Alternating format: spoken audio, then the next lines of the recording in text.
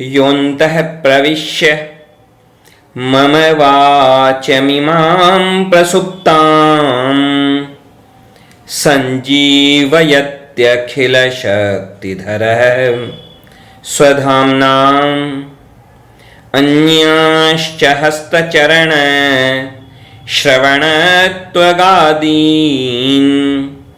प्राणान्नमो भगवते पुरुषाय तुभ्यम्। श्रीवीरराघवदयार्द्रकृपावतारम् श्रीजानकीश पदपद्मपरागभृङ्गम् श्रीधरार्य चरणाम्बुजलग्नमौलिं श्रीदेशिकार्य घनश्यामगुरुं नमामः।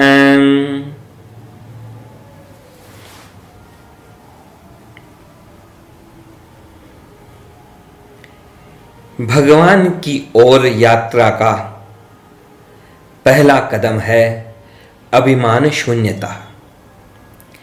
सच्चा शिष्य बनने की पहली शर्त है अभिमान शून्यता। जब तक हम अपने अज्ञान को तो स्वीकारना न चाहें और झूठा अहंकार करें तो यात्रा का आरंभ कैसे होगा। विडंबना यह है कि जब अहंकार होता है किसी व्यक्ति में तो वह अहंकार उस व्यक्ति को कपटी बनाता है, पाखंडी बनाता है। आजकल की विडंबना यह है, लोग अच्छा दिखना चाहते हैं, अच्छा कहलाना चाहते हैं, लेकिन अच्छा बनना नहीं चाहते। और यही है उनका अहंकार और यही है उनका पाखंड। अंदर से बदलाव नहीं चाहते, बाहर से बदलाव चाहते हैं। अंदर से नहीं बदलते, केवल बाहर से बदल करके अच्छा दिखना चाहते, अच्छा कहलाना चाहते। मूल बात वही है इसके पीछे कि अहंकार। क्योंकि अंदर से बदलाव तो करना पड़े तो अहंकार को ठेस पहुंचती है कि मैं कैसे बदलूं, मैं तो जो हूं सो सही हूं। यह है अहंकार की भावना। अहंकारी की भावना कैसी होती है कि मैं जो भी हूं सो सही हूं, बदलूं क्यों। यह है अहंकार की भाषा। अहंकार हमेशा दूसरों को बदलने की बात करता है। अहंकार हमेशा दूसरों को नियंत्रित करने की बात करता है। इसलिए अहंकार पाखंड पैदा करता है। रावण और मेघनाद नाम जानते हैं लोग उनका भी। रावण ने भी शिव जी की उपासना की थी। मेघनाद भी यज्ञ किया करता था, याद होगा आपको।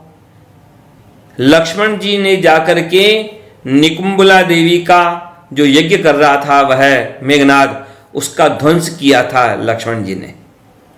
लक्ष्मण जी जो धर्म की रक्षा करने वाले, वो यज्ञ का ध्वंस कर रहे हैं। क्यों? क्योंकि यह तामसिक यज्ञ था, उसमें भगवान की प्रसन्नता लक्ष्य नहीं थी बिल्कुल भी।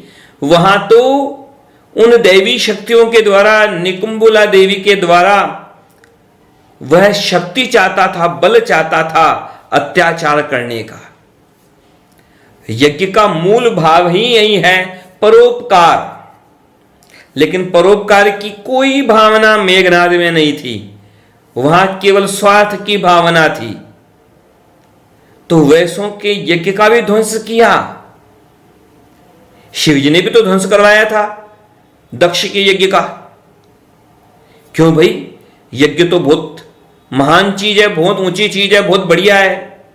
उस यज्ञ का ध्वंस क्यों? क्योंकि दक्ष यज्ञ कर रहा था, परंतु यज्ञ किस लिए कर रहा था? उसका यज्ञ भगवान को प्रसन्न करने के लिए नहीं था, कर्तव्य मान करके भी नहीं कर रहा था। वह केवल शिव जी को नीचा दिखाने के लिए और अपने अहंकार को ऊंचा दिखाने के लिए कि मैं हूं जो हूं सो हूं मैं हूं, यह दिखाने के लिए यज्ञ कर रहा था। वह यज्ञ इसलिए कर रहा था कि ताकि वह शिव जी का बहिष्कार कर सके, शिव जी को एक किनारे कर सके। लेकिन ऐसों का यज्ञ सफल नहीं होता, उल्टा हुआ। या तो यज्ञ का फल होता है, पता नहीं कितना पुण्य मिले कि भगवान की कृपा मिले, लेकिन वहां तो दक्ष की गर्दन कटी। क्यों? क्योंकि जैसा भाव वैसा परिणाम। वह यज्ञ तामसिक था, सात्विक नहीं था।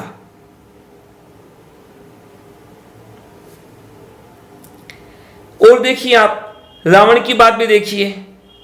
रावण भी मंदिर बनाता था। आप कहेंगे कि मंदिर कहां बनाया? तो आप जरा सोचिए, सुंदरकांड पढ़ा होगा आप लोगों ने एक बार या कई कई बार। कई महानुभाव तो हर मंगलवार या हर शनिवार सुंदरकांड का पाठ करते हैं। सुंदरकांड में देखिए, जब हनुमान जी गए हैं विभीषण के यहाँ पर, तो क्या देखा उन्होंने? रामायुध अंकित गृह, शोभा बरनी न जाई, नव तुलसी का वृंद तहें, देखी हर्षि कपिराई। वहां पर राम जी के आयुध बने हैं। वहां पर भी वह अपने राम जी की उपासना करता है विभीषण। और वहां लंका में तो रावण की अनुमति के बिना तो कुछ नहीं हो सकता। तो वहां पर जो भी मंदिर जो भी बनाया हो, चाहे ठाकुर बाड़ी बनाई हो, जो भी बनाया हो, वह रावण की अनुमति से ही तो बना है। तो रावण भी, मेघनाद भी, ये भी कुछ देवताओं की उपासना करते हैं, मंदिर बनाते हैं, यज्ञ करते हैं। लेकिन किस लिए करते हैं? सबसे बड़ी बात यह है, महत्वपूर्ण यह बिल्कुल नहीं है कि कौन क्या करता है, महत्वपूर्ण यह है कि किस लिए करता है। यदि भगवान की प्रसन्नता के लिए कार्य कर रहा है तो हर कार्य भजन है, और यदि दुनिया को खुश करने के लिए कर रहा है तो भजन भी व्यवसाय है। भजन करना भी फिर तो धंधा है, व्यवसाय है। भजन का मतलब केवल मैं वो नहीं कह रहा हूं। भजन मतलब आजकल तो केवल बांध दिया भजन शब्द के अर्थ को कि गा बजा करके कोई कुछ गाए बजाए उसे भजन कहते हैं। लेकिन भजन का मतलब भक्ति, यानी जो भी कार्य किया जा रहा है भगवान के लिए, वास्तव में वही भजन है। हमारा जो भी कार्य हो, यदि हम भगवान की प्रतीक्षा करते हुए रास्ते पर झाड़ू लगा रहे हैं कि इस रास्ते से हमारे भगवान आएंगे, राम जी आएंगे, तो यह शबरी की भक्ति हो गई। मुझे भगवान को भोग लगाना है, यह सोच के कोई व्यक्ति रसोई बनाए तो रसोई बनाना भी भक्ति हो गई। और यदि भगवान के कार्य में भी विघ्न डालने के लिए कोई भगवान का ही नाम ले रहा हो तो वह भी कपट हो गया, पाप हो गया। कालनेमी था ना, कालनेमी राक्षस, जब हनुमान जी महाराज गए थे, प्रस्थान किया था जब हनुमान जी महाराज ने, किस कार्य के लिए? जब हनुमान जी महाराज लक्ष्मण जी को बचाने के लिए संजीवनी वटी लाने के लिए गए थे द्रोणाचल पर्वत की ओर, तो रावण ने अपना एक साथी भेज दिया रास्ते में विघ्न डालने के लिए कि हनुमान जी का समय बर्बाद करो, ताकि वो समय पर न पहुंच सकें। अब यदि सूर्योदय के पहले तक नहीं पहुंच पाते हनुमान जी महाराज संजीवनी बटी लेकर के, तो फिर तो लक्ष्मण जी की मृत्यु हो जाती। तो कालनेमी ने क्या किया था? कालनेमी पहुंच गया था वहां, कहां? रास्ते के अंदर। अब कई बार तो बड़ी बातें अद्भुत होती हैं, विचित्र होती हैं। हनुमान जी महाराज के लिए कहा जाता है मनोजवम, मन के समान जिनकी गति है, कितने तेज चलने वाले।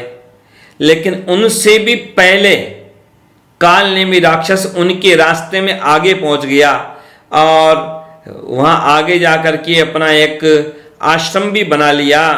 और वहां पर राम राम भगवान का नाम जपने लगा और हनुमान जी महाराज वहीं पर उसके राम नाम सुन करके वहां उसके सामने पहुंच गए।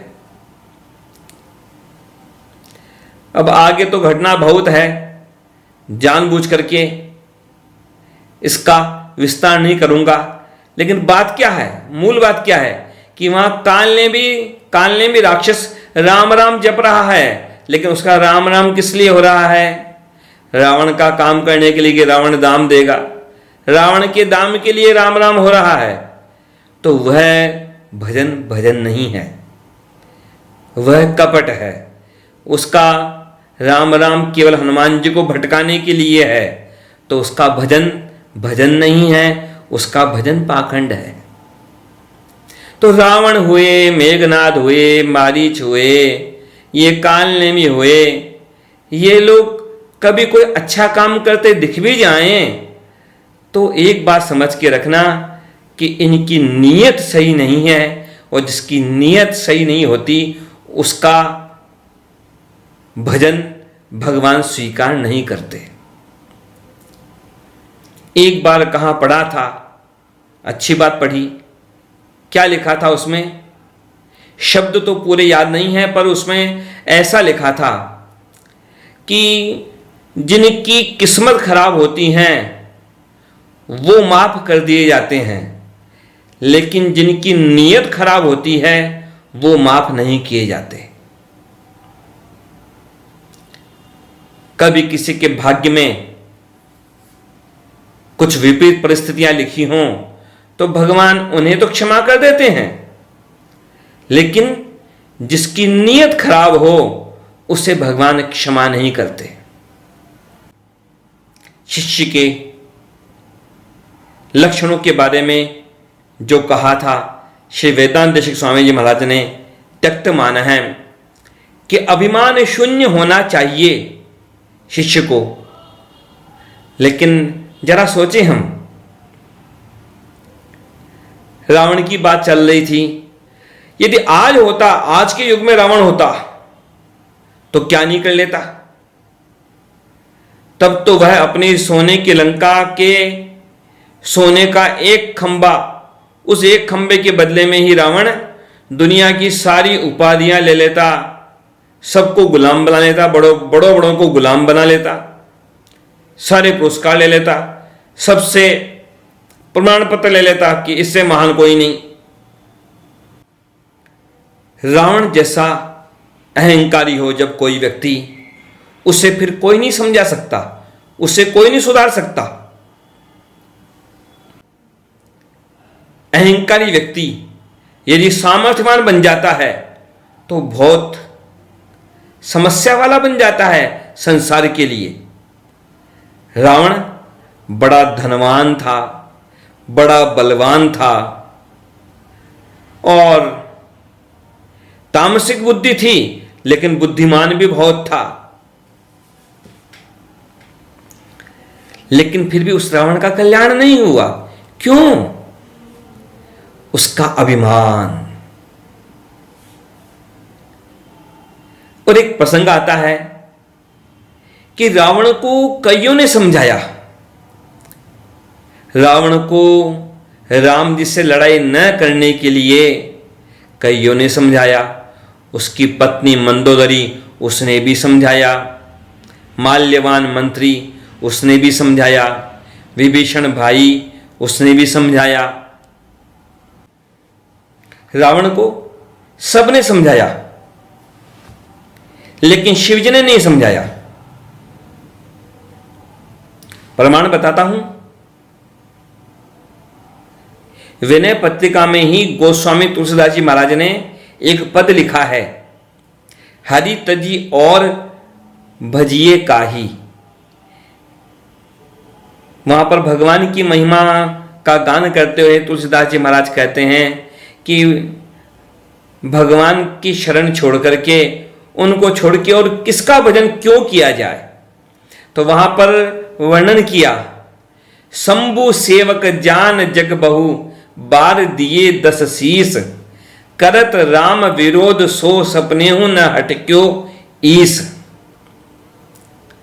कि जिस रावण ने पता नहीं कितनी बार अपने सिर काट काट करके शिव जी को चढ़ा दिए थे, लेकिन फिर भी जब राम जी का विरोध किया उस रावण ने, तो शिव जी ने उसको नहीं रोका, नहीं समझाया। किसी ने कहा शिव जी से कि आप क्यों नहीं समझाते उस रावण को, बाकी सब ने कोशिश की समझाने की, आप क्यों नहीं समझाते। शिव जी ने कहा, देखो जो समझाते वो खुद नहीं समझते, जो समझाते हैं रावण को वो खुद नहीं समझते। कि क्या नहीं समझते, कि वो खुद नहीं समझते कि रावण नहीं समझने वाला, और मैं रावण को समझता हूं, वह कभी समझने वाला नहीं, वह कभी मानने वाला नहीं। किसी ने कहा शिव जी से कि आप कोशिश तो करो ना। शिव जी ने कहा, नहीं नहीं, कोशिश नहीं करूंगा, ऐसी कोशिश नहीं करनी। कि क्यों नहीं करनी,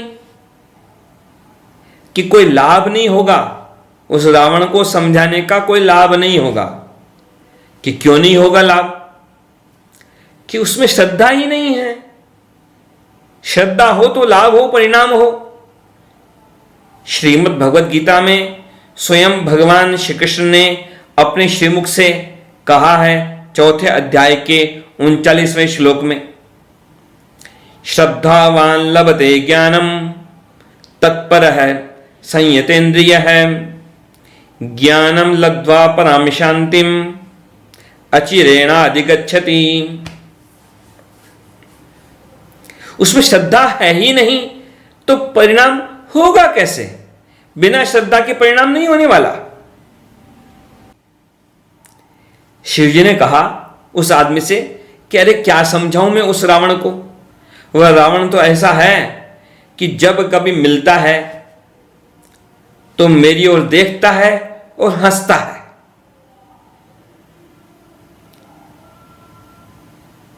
कि क्यों हंसता है, कि कहता है मेरी ओर देख करके कि अपनी ओर देखो और मेरी ओर देखो।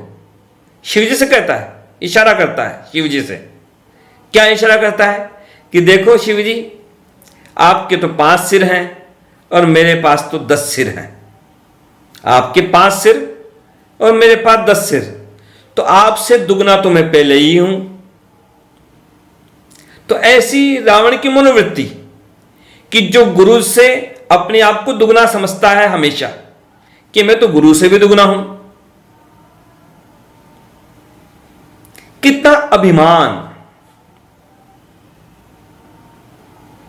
एक बार रावण पहुंच गया कैलाश पर्वत और जाकर के कैलाश पर्वत को उठाने लगा कैलाश पर्वत को, तो कैलाश पर्वत हिलने लगा। अब कैलाश पर्वत हिलने लगा तो सब घबराए। पार्वती जी भी घबराई। शिव जी से पूछा कि ये क्या हो रहा है। शिव जी ने कहा कुछ नहीं, चेला आया है। कि चेला? कौन चेला?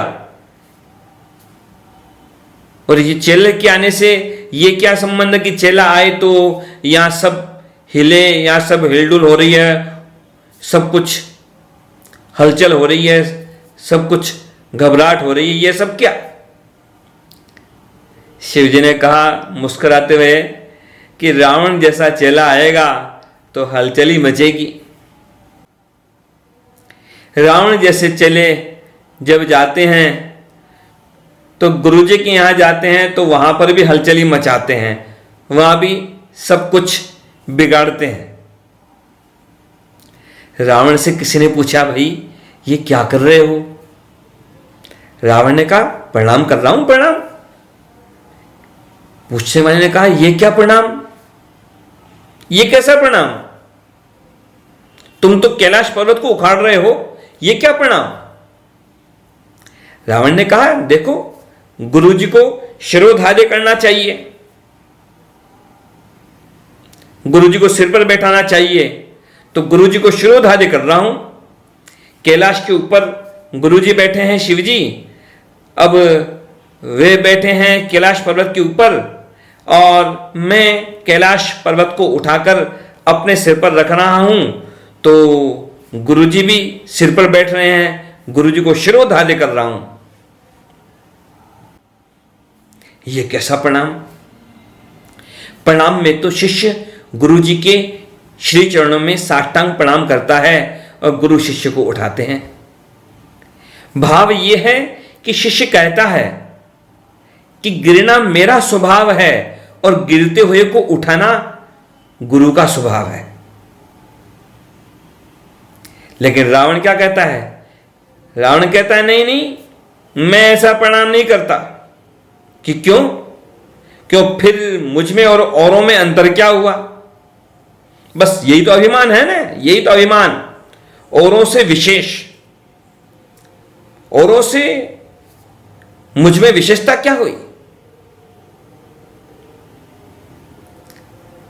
तो रावण ने क्या क्या कहा? रावण ने कहा, अरे मैं वो नहीं जिसे गुरुजी ऊपर उठाए, बल्कि मैं तो वो हूं। रावण कहता है कि मैं तो वो चेला हूं जो गुरुजी को ऊपर उठाए हुए हूं। मैं गुरुजी के कारण ऊपर नहीं उठा, बल्कि मेरे कारण मेरे गुरुजी को महत्व मिला। रावण जैसों का ऐसा दृष्टिकोण। बहुत बार कई चेलों को ऐसा लगता है कि उनके कारण उनके गुरुजी की महत्ता है।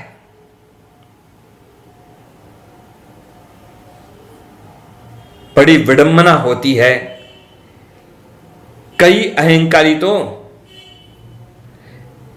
जैसे कुत्ते पालते हैं, कोई पालतू पशु पालते हैं, वैसे गुरु को भी अपना पालतू बना के रखना चाहते हैं। रावण भी चाहता था शिवजी को बस केवल अपने लिए रिजर्व करके रखना। कई बार कुछ लोग अपने धन बल से अपने गुरु को भी केवल अपने लिए, केवल और केवल अपने लिए रखना चाहते हैं। रावण पहुंच गया एक बार शिवजी के पास और जाके कहा कि आप यहां कैलाश पर्वत में क्यों रहते हैं? चलिए वहां लंका, सोने की लंका है, वहीं रहिए आप। शिवजी नहीं चाहते थे वहां जाना। शिवजी टालते गए। रावण ने ज्यादा हट किया तो शिवजी ने कहा, ठीक है, एक शिवलिंग दे दिया और कह दिया कि ये ले जाके स्थापित कर दो, लेकिन समझ लो यदि रास्ते में तुमने इसे कहीं पर भी रखा तो फिर वापस आगे नहीं ले जा सकोगे, बिना रोके लेके जाना। शिवजी ने वाणी से कह दिया और व्यवस्था भी कर दी वहां न पहुंचने की। रास्ते के अंदर रावण को पेशाब लगा। अब शिवलिंग को एक किनारे रखा और वापस पेशाब करके जब वापस आकर के शिवलिंग को उठाने की कोशिश की तो वह नहीं हिला। शिवजी ने व्यवस्था कर ली कि ताकि वो लंका न पहुंचे। सच्चा गुरु, सच्चा देवता किसी के बंधनों से नहीं बंधता, किसी के लोभ से, किसी के बल से। सच्चा गुरु और सच्चा भगवान उनके बंधनों से नहीं बंधता। रावण बड़ा बलवान था, न धन में कम था, न बल में कम था, न बुद्धि में कम था, बस नियत में कमी थी। और यही बात हमें समझनी चाहिए कि हमारा जीवन रावण जैसा न हो, मेघनाथ जैसा न हो, हमारा जीवन हनुमान जी के जैसा हो।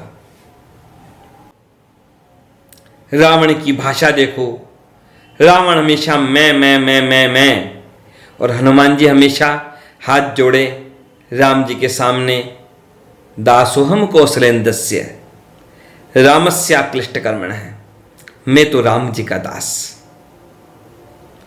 कोई परिचय नहीं, कभी अपना नाम नहीं, कभी कुछ नहीं। रावण जहां जाए वहां अपना नाम बोले पहले, और हनुमान जी जहां जाए वहां राम जी का नाम बोले। हम चिंतन करें, विचार करें कि हम कितने विनम्र हैं। इतना बड़ा लंका का साम्राज्य, इतना बलशाली रावण, इतना धन, इतनी संपत्ति रावण के पास, पर कोई उसके काम नहीं आई, किसी ने उसका कल्याण नहीं किया। उसका अभिमान उसे ले बैठा, उस अभिमान ने उसे डुबा दिया, नष्ट किया। भगवान के श्री चरणों में प्रार्थना है कि हम सब भी हनुमान जी की तरह अभिमान शून्य होकर के भगवान की कृपा दृष्टि के पात्र बने। रावण जैसा अहंकार कभी हमारे जीवन में न आए, रावण जैसा अहंकार कभी सपने में भी हमारे मन में न आए। भगवान के श्री चरणों में यही प्रार्थना है। जय श्रीमन नारायण।